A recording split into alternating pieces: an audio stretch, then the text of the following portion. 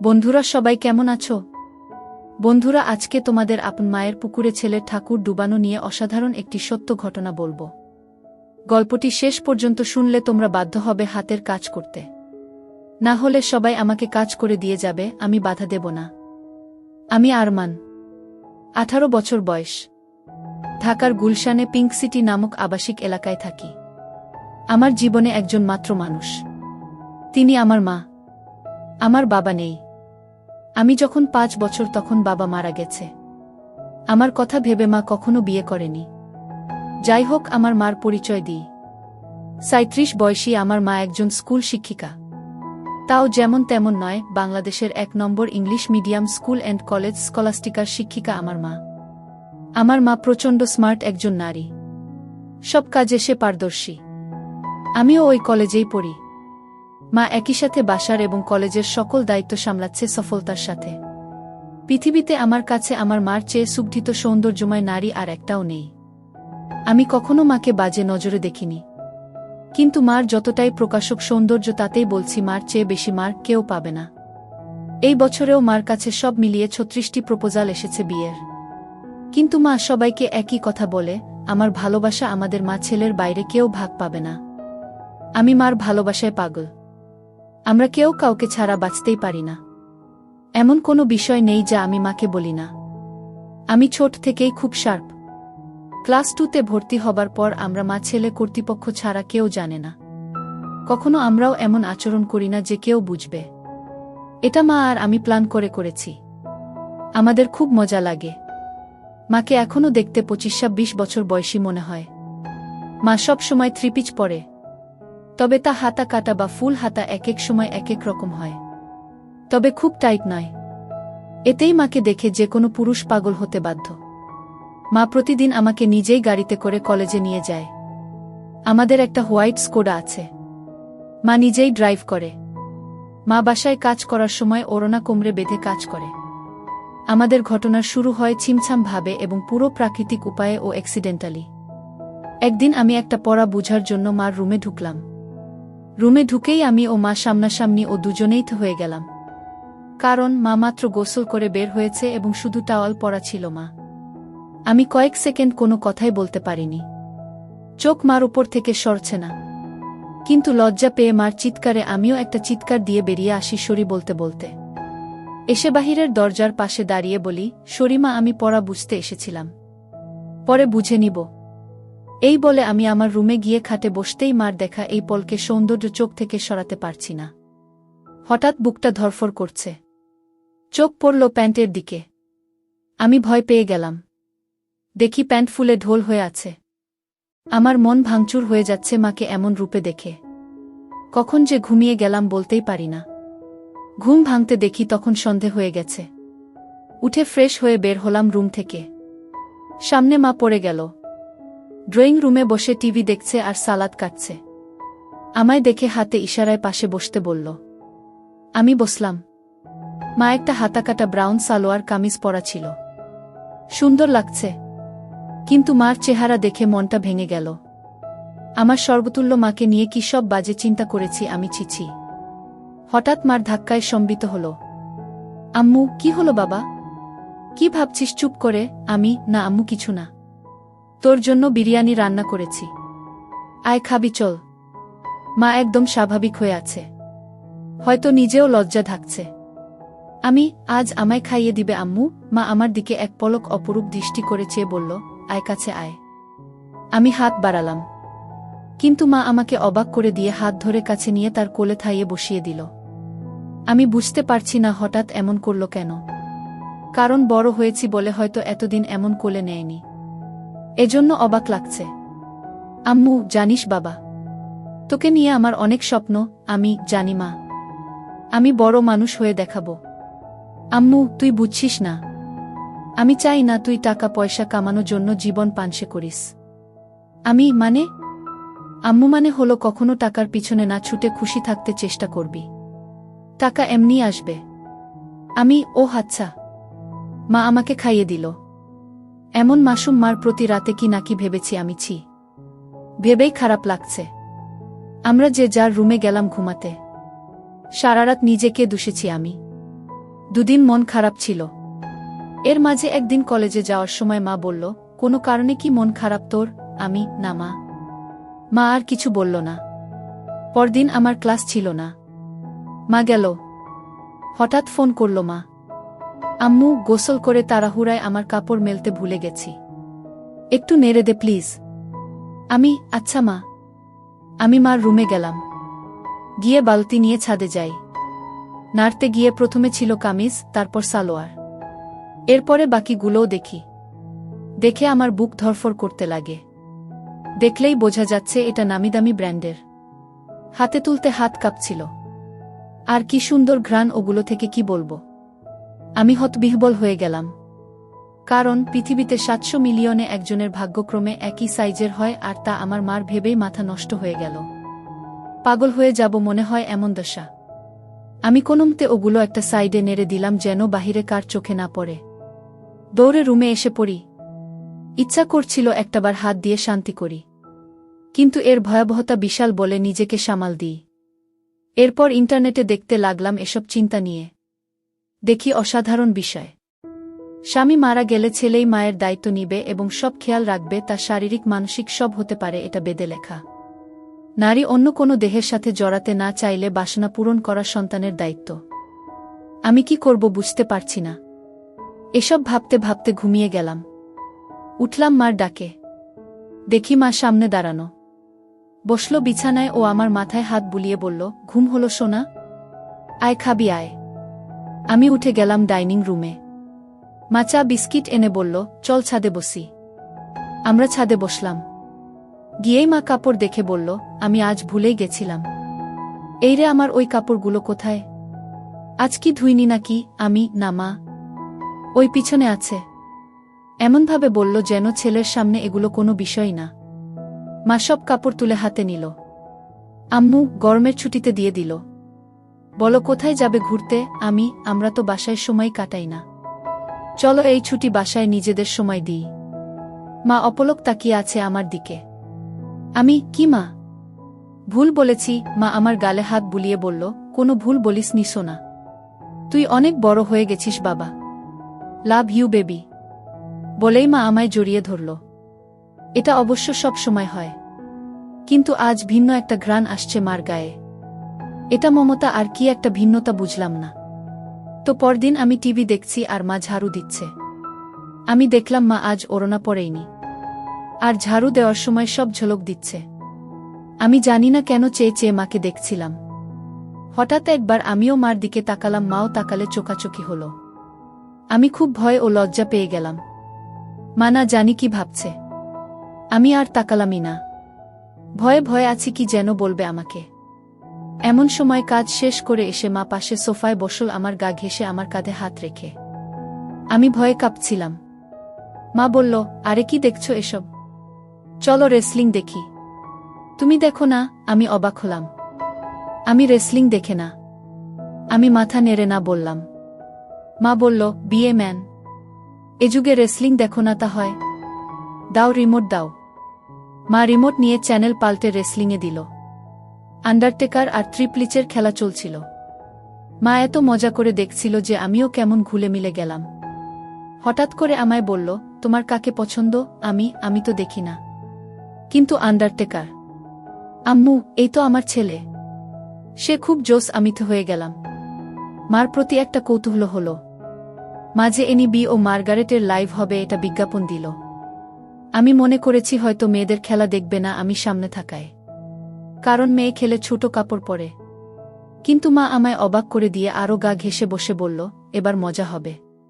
বলেই জুস আর পপকর্ন নিয়ে এলো। আমি উঠে যাচ্ছি লজ্জায়। মা আমায় থামিয়ে বলল, আরে বস, মজা হবে এদের খেলায়। আমি, মার্গারেট আর তুই এনিবি, ঠিক আছে? আমি, আচ্ছা। খেলা শুরু হলো। দুজন ছোট ছোট সেট পরে এসেছে। মা বেশ মজা করে দেখছে। আমি শুধু মাকে দেখে অবাক হচ্ছি। মাঝে এর দিলে মা তখন আমার দিকে ফিরে আচমকা বলল, তুমি আমাকে বন্ধু মনে করো? আমি হঠাৎ একথা শুনে অবাকই হলাম। আম্মু, অবাক হবার কিছু হয়নি। উত্তর দাও সোনা। আমি, আমার আর কে আছে তুমি ছাড়া? তুমিই তো আমার সবকিছু। আম্মু তাহলে একসাথে মায়ের সাথে ফ্রি হতে সমস্যা হচ্ছে কেন গাধা? এটা জাস্ট খেলা। আসলে ওরা ছোট কাপড় পরা, তাই মা ছেলে একসাথে এসব দেখা, এজন্য লজ্জা লাগছে। মা হাসতে হাসতে শেষ। আম্মু, আরে বোকা ছেলে, আমি না তোর মা? লজ্জা কিসের আমার সাথে? এগুলো অনেক আগের মূর্খ সমাজে চলত, এখন না। শোনো, আমরা মা ছেলে ছাড়া আর কেউ নেই আমাদের জীবনে। আমরা চিল করব না তো কে করবে বলো? আম্মু, আমরা একসাথে এগুলো দেখলে কিছু হয় না। আর এগুলো পড়ার জন্য এমন লজ্জা কেন? তুই পড়িস না নাকি? আম্মু, আমিও তো পড়ি, তাতে কি হয়েছে? এসব উল্টপাল্ট কথা বলবি না। পোশাক কখনো মানুষের স্বভাব থাকে না। মনে বিষ নিয়ে যদি বুরখা পরে ঘোরা হয় তাহলে বুরখা পরার কোনো মানে নেই, এটা মাথায় রাখবি। আমি মাথা নাড়লাম। এরপর খেলা শুরু হলে দেখা শুরু হলো আমাদের। হঠাৎ মা বলল, চল বাজি হবে, আয় দেখি কে জিতে। আজ মার্গারেট জিতবে। আমিও আর লজ্জা না পেয়ে মাকে সঙ্গ দিলাম। আমরা রক্তহীন করা খেলায় শেষে আমিই জিতে গেলাম। পুরো 5,000 টাকা জিতলাম আমি। কিন্তু মা একটুও মন ভারী করল না। বাহ, বেশ টাকা আয় হলো। মাঝে মাঝে এমন হলে বড়লোক হয়ে যাব। আম্মু, তা তো হবেই। তবে জিতলি, কি খাওয়াবি বল? তুমি কি খাবে? আম্মু, তোকে খাবো। আম্মু, আরে বোকা, এমনি বললাম। আচ্ছা, আমি ঘেমে গেছি, যাই গোসল করে আসি। মা গোসল করতে গেল। আমি টিভি দেখছি। হঠাৎ শব্দ মার গলার। আমি দৌড়ে যাই মার রুমে। গিয়ে আবার্থ হয়ে গেলাম। আজ সে দিনের মতো নয়, কিন্তু আজ মাকে সম্পূর্ণ ভিন্নতর দেখলাম। আমি হাঁ করে তাকিয়ে আছি। আম্মু, কিরে, কি দেখিস? অবাক হয়েছিস না? আমি মাথা নেড়ে হা বলি। কিন্তু এত টাইট যে? আম্মু, ও তুই টাইটের কথা বলছিস? আমি বলছি, এটা আমার অনেক আগের জামা। এই জামার বয়স তোর চেয়ে 2 বছর বেশি। কি বলছো এগুলো? ওয়াও আম্মু, হ্যাঁ ওয়াও। সুন্দর না? নাকি খারাপ লাগছে? খারাপ লাগে তোমার ভূত। একদম পরি লাগে আমার মাকে। আম্মু, কিন্তু আসলেই অনেক দিন বলে টাইট হয়ে গেছে, কেমন যেন লাগছে। যদি কিছু মনে না করো একটা কথা বলি মা? আম্মু, হ্যাঁ বল। তোমাকে টাইট ড্রেসেই ভালো লাগে। কেন যে সবসময় আলখাল্লা পরে থাকো বুঝি না। মডার্ন যুগের এত ভাষণ আমাকে দাও আর নিজে সেকেলে। মনেই হয় না ইংলিশ মিডিয়ামের টিচার তুমি। আম্মু, হাহা, আমার বদমাইশ ছেলে। আয় বুকে আয়। ইদানিং তুমি চেঞ্জ হয়ে যাচ্ছ যে, খুব আদর সোহাগ করছো যে। মা আমায় ছেড়ে দিয়ে মুখটা মলিন করে বাথরুমে চলে গেল। আমিতে ভয় পেয়ে গেলাম। কি বলতে কি বলে দিলাম। একটু পরে মা আবার আলখাল্লা পরে হাতে ওই জামাটা এনে আলমারিতে রেখে ধপাস করে বন্ধ করে নিচে কিচেনে চলে গেল।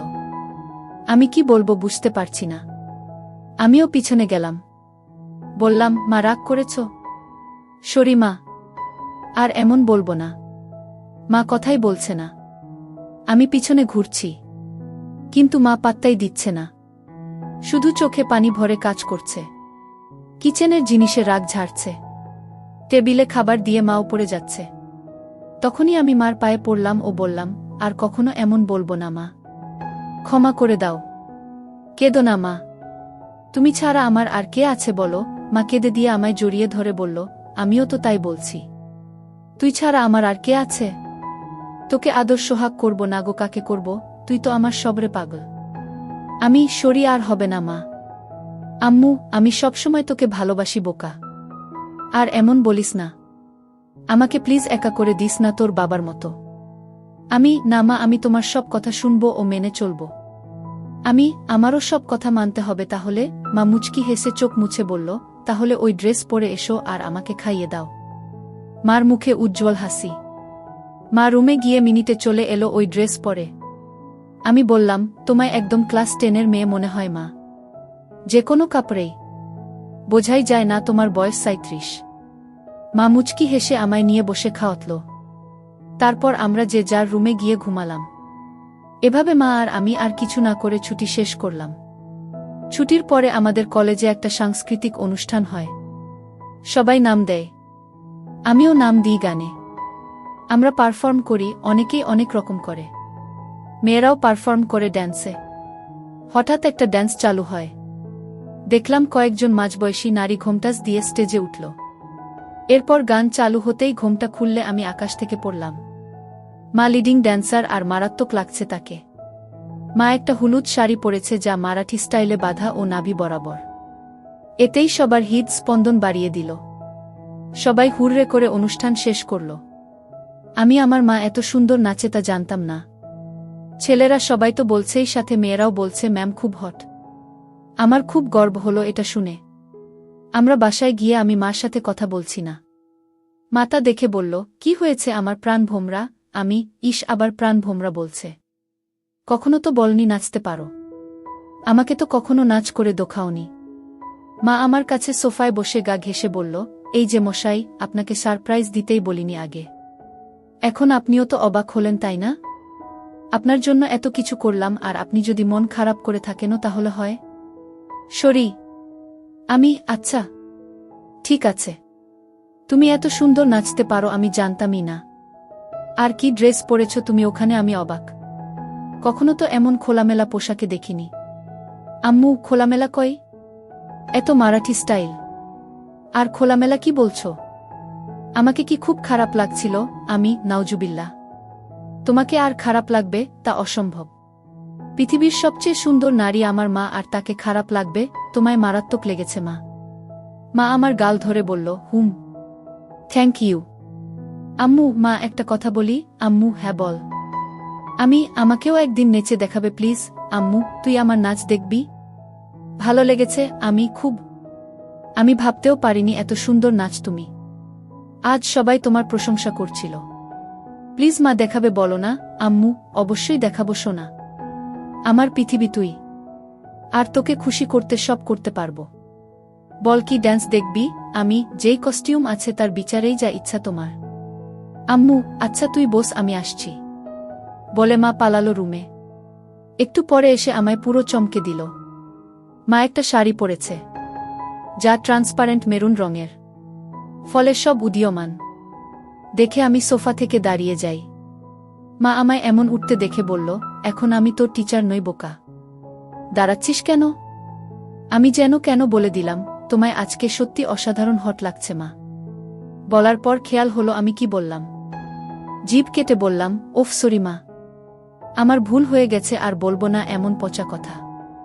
মা আর চোখে একটা চাহানি দিয়ে বলল, আমি কি হই তোর বলতো? আমি, আমার মা। আম্মু, তাহলে এমন কেন করছিস? মা নাকি তার সন্তানের কাছে সবচেয়ে সুন্দর হয়। তুইও তো বললি।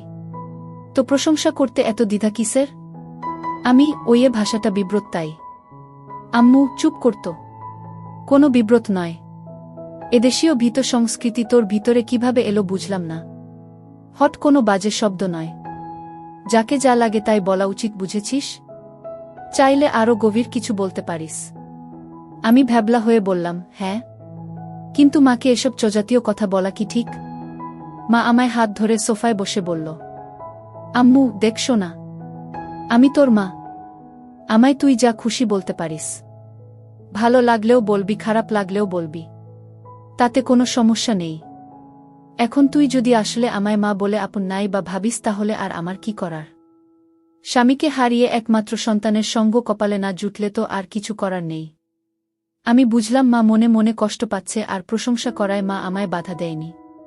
পশ্চিমা দেশের মতো মা আমায় স্বাধীনতা দিচ্ছে, ভালো তো এমনিতেই বাসে মা। তাই মার মন ভালো করতে বললাম, okay my dear loving mother, let's show me your best move. মা হেসে দিয়ে আমায় ধন্যবাদান্তে কপালে হামি দিয়ে বলল, লাভ ইউ মাই ডিয়ার। তোর জন্যই বেঁচে আছি আমি। আমায় তুই বুঝিস বলেই আমি পরিণত মা। বল কোনো গানে নাচব? আমি, কাটা লাগা সং। মা চোখ বড় করে বলল, নুটি বয়। আমি হেরে যাওয়ার মতো মাথা নিচু করলাম। মা আমার থুতনি ধরে তুলে চোখে লাস্যময়ী হাসি এনে বলল, আমার ছেলে বলবে আর আমি মা হয়ে তা করব না, এটা হতে পারে? বলেই মা কাটা লাগা সং বাজিয়ে পৃথিবীর সকল সৌন্দর্য নিজের উপর এনে নাচতে লাগল। সে কি মুভ ও স্টাইলে নাচল, কি বলবো। মনে হচ্ছিল যেন আমার গার্লফ্রেন্ড হলেও এমন ভঙ্গিতে নাচত না। পুরোপুরি বোল্ড লাগছে মাকে। আমি দাঁড়িয়ে হাততালি দিলাম ও মাকে গিয়ে সালাম করলাম। মা অবাক হয়ে গিয়ে বলল, কি ব্যাপার? সালাম কেন? কারণ তুমি আমায় এত ভালোবাস, আমায় এত বিশ্বাস করো তাই। এমন সাজে আমি কখনো ভাবিনি তোমায় দেখব। তাও আবার আমার অন্যায় আবদার রেখে এই বোল্ড সং ড্যান্স করলে। তোমার কি খারাপ লেগেছে মা?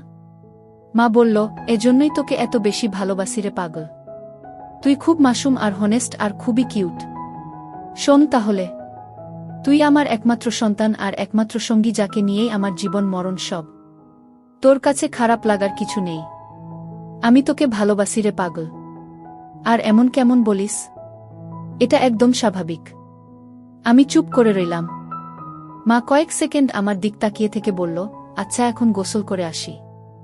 মা চলে গেল। আমি আর পিছন দেখার কেমন মনোবল পাচ্ছি না। তবে 10 মিনিট পর হঠাৎ মার ডাক এলো। আমি মার রুমে যেতেই আবারও সেই মুহূর্ত সামনা করলাম। মাকে এরূপে দেখে বুক ধকধক করছে। আমি কিছু বলতে পারছি না। কিন্তু মা আমায় দেখে মোটেও বিচলিত নয়। একটু কড়া কণ্ঠে বলল, বস বিছানায়। আমি কি করব বুঝতে পারছি না। মা এবার আরও একটু কড়া হয়ে বলল, বসতে বললাম না? আমি চট করে বসলাম। মা আরেকটা তোয়ালে দিয়ে চুল মুছে তাতে বেঁধে এসে আমার পাশে বসল। আমি নিচের দিকে মুখ করে আছি। আম্মু, আমার দিক তাকা। আমি তাকালে মা বলল, আমি তোর কি? মা। আম্মু, আমি খেয়াল করছি সেই দিন এমন তোয়ালে পরা দেখার পর থেকে তুই পাল্টে গেছিস। কেন এমন কেন করছিস? আমি সরি মা। আমি আসলে সেদিন একটা পড়া বুঝতে এসেছিলাম। জানতাম না তুমি গোসল করে তোয়ালে পরে বের হয়েছিলে। তাই ঢুকে পড়ি। আর হবে না মা। ভুল হয়ে গেছে। আম্মু, আর একটা কথা বললে একটা চড় মারব। তোকে সারা জীবন এই শিক্ষা দিয়েছি আমি না তোর মা? তুই ছোট থেকে আমায় এমন দেখেছিস, এখন একটু বড় হয়েছিস বলে আর দেখিসনি। তাতে এমন করার কি হলো? কিন্তু এখন তো আমি বড় হয়ে গেছি মা।